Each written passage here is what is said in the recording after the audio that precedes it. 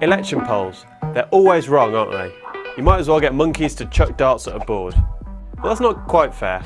They're not completely useless, although you do have to be careful how you interpret them. So here are some things to bear in mind about how polls work. First, you can't ask everyone. More than 45 million people can vote at the next election. You really can't talk to them all. So, pollsters usually ask between 1,000 and 2,000 people a simple question. If there were a general election tomorrow, which party would you vote for? But if you only asked pensioners or people in Wales or the crowd at the Labour Party conference, this wouldn't be representative of the UK as a whole and you get a biased result. So, polling companies try to build a carefully balanced sample to get a snapshot of the national mood from just a couple of thousand people. But even with a representative sample, there are other factors to consider. For example, older people tend to be more likely to vote than younger people, and pollsters have to factor this into their calculations. And turnout among different groups of voters is one of the hardest things for pollsters to predict accurately.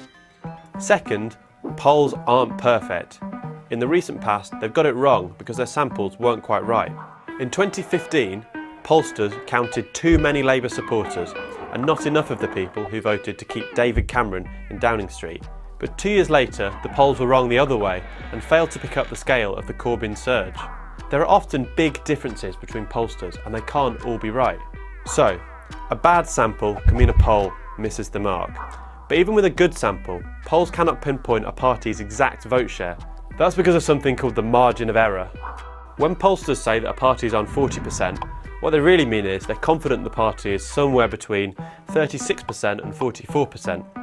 So, if a party is up a bit in one poll, this may not be a genuine shift in the public mood. Third, despite all this, polls often are quite accurate. For example, they did a pretty good job in recent European Parliament elections in the UK. Where polls have got it wrong, they generally haven't been off by too much, but we've had lots of close elections recently, and when a race is tight, a small polling miss can mean getting the winner wrong. Fourth, vote share doesn't equal MPs.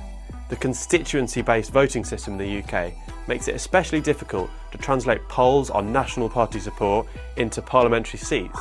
The Conservatives gained votes in 2017 but lost seats. That's because it's not just about whether a party does well overall, but about whether they do better than their opponents in key constituencies. Ignore anyone who has a simple formula to predict who will win the most seats. So, how should you read the polls? Well, keep in mind, and this is really important, that polls tell you about people's views at a specific point in time. They're not a prediction of the final result. So if you see a poll a few weeks away from an election, the final result may end up very different. Not because the poll was wrong, but because people change their minds. Also, be very wary of any single poll. It's best to look at overall trends from several different polling companies. Our BBC poll tracker does this.